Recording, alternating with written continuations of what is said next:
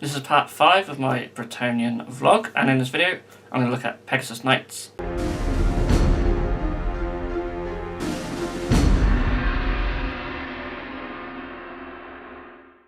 Hello Bitzbox, this is Craig from Bitzbox.co.uk. So, as I said in the intro, this is the 5th part of the Bretonnian video series, and I'm going to be looking at the Pegasus Knights. Now, originally I was going to have a lovely little tutorial where I show you how I base my army, as well as showing you a little painting tutorial how I do the wings for the Pegasus Knights, but unfortunately I accidentally deleted the files for the basing tutorial, so instead I'll just talk you through how I do the bases and show a finished one off as an example. But the painting tutorial for painting the wings is still there, and then at the end of the video we'll look at the Pegasus Knights once they are completed.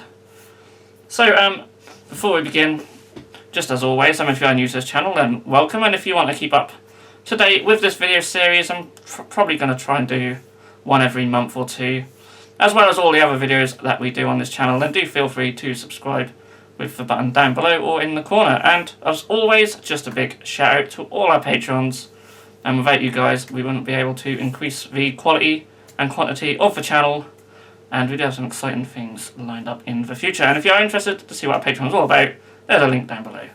So yeah, let's get straight into the video. Oh, and before we do, if there's any bits where I mention like the basing tutorial, just ignore them. I filmed all this before I accidentally deleted all the files, so yeah, if I mention the basing tutorial, just ignore it. And yeah, enjoy the video nonetheless. Okay, so these are the Pegasus Knights that I bought off eBay, relatively cheap. As you can see, they're painted terribly, and they are in need of some repairs.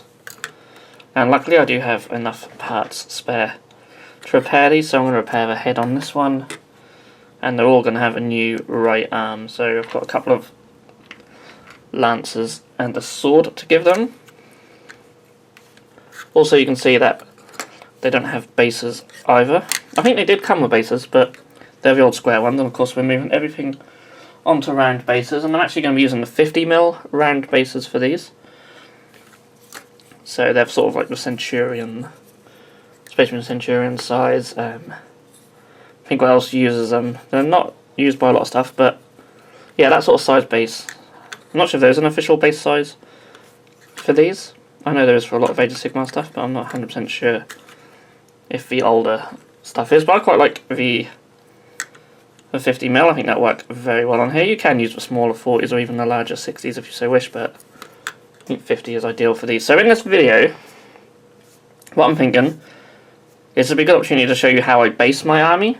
So I'll do a little tutorial on just how I do the basing for this army, because all these bases will be done separate. Then I'll get these all stripped and that, and I'll probably do a little tutorial showing you how I paint the wings. This one's got a bit of a broken wing there, so I'll have to put some glue on that as well. So yeah, that's the plan for this video, and then at the end I can show them off in their new state. So yeah, the first thing for me to do though is to strip the paint off this. Now if you don't know how to strip paint off miniatures, there is a video that I've done on the channel for that. There's plenty of videos and blog posts and whatever have you all over the internet. I've noticed actually this guy's got a broken leg as well, so I'll fix that as well. I've got loads of spare parts for Bretonnian. I did buy a little sort of job lot of random pieces, so I'm sure there's a horse I can nick a leg off for on that as well. So yeah, as I said, I'm going to start stripping paint. I think I went into stripping paint on the first video in this series as well. So yeah, if you're interested in that, just look up them videos. But anyway, enough from me. Let's move on to showing you guys how I base the army. So yeah, this is where the basing tutorial was originally going to go. It's very straightforward though, so you should probably get the same amount out of this little bit as you would from the tutorial. Anyway, it's very simple. I just want to show off how they were done in case anyone was interested. So yeah, this is what the final base looks like.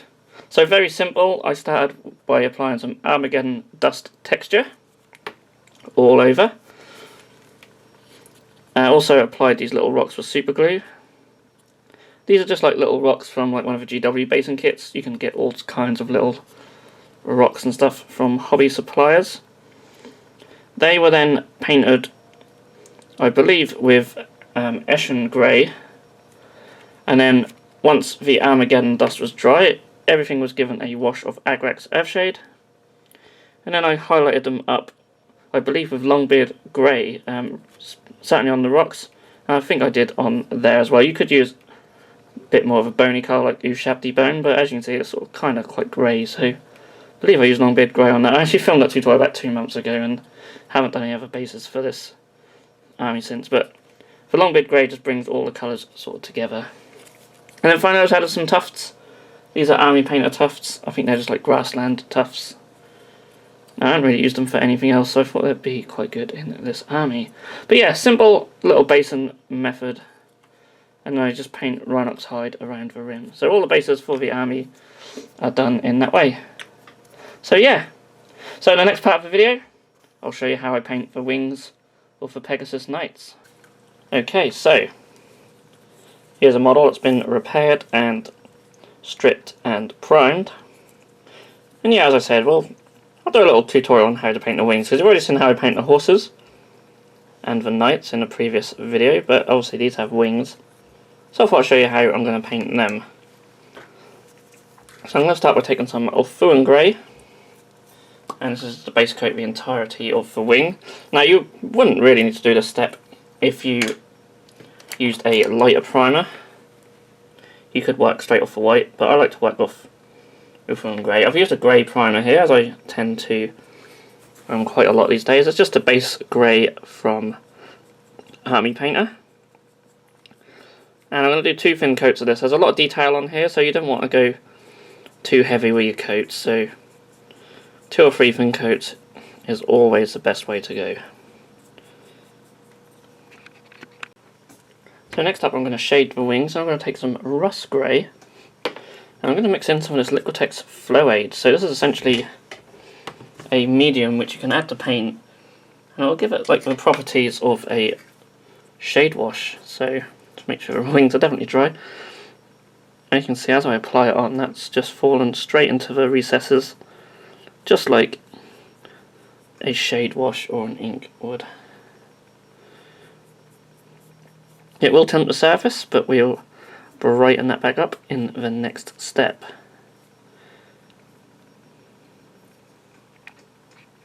And you will notice you do sometimes get these little bubbles, just because this is very sort of similar to sort of dish soap, so it sort of bubbles a little bit, but you can just spread it around enough to get rid of them. So now that's dry, that's left a sort of a subtle little shadow in the recessed areas, which is what we want. So next we're going to take some Agrax Earthshade, and this is going to be for just a selective number of feathers. So we're sort of looking at maybe these sort of 2 rows here. I'm just going to apply that all over, and I'm actually going to do 2 coats of this because I want it to be slightly darker. So this is quite a light base to work on. And yeah, we'll go up to there. See, it does pull up a little bit, but just spread it out.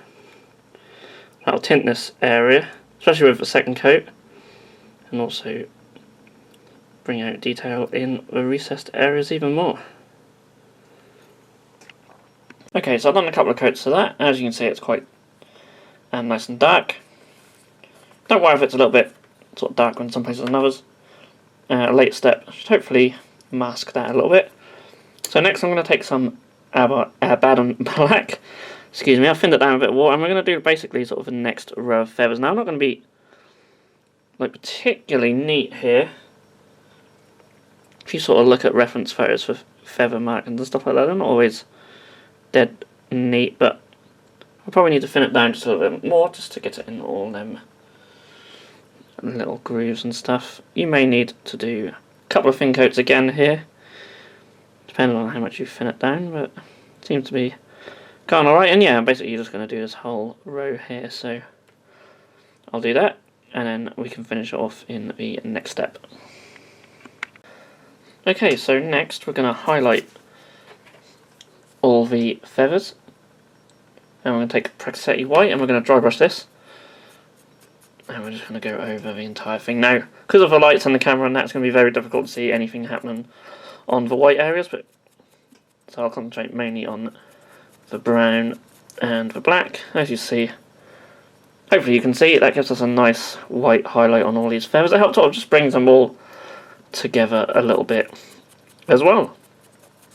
And once you've done that, the wings are complete. So I'm going to paint the rest of the miniatures, and then I'll showcase them off at the end, and we'll have another unit for the Bretonnian army. Okay, so here are two of the finished Pegasus Knights. So I had to just order a couple of pieces in for the other one, so that sort of put that one back, and I didn't want to wait till that one was painted to get this video out, because I've been filming this over a course of about 2 or 3 weeks, just doing bits here and there, so I wanted to get this video out. It's been a while since the last Bretonnian update, so yeah, I wanted to just get it out as quickly as possible. Yeah, so I apologise if the lights are like really bright now, and I've just changed lamps, but we can still see them okay. I probably see them better, hopefully. I say hopefully, this is just a very basic tabletop standard paint job on these guys.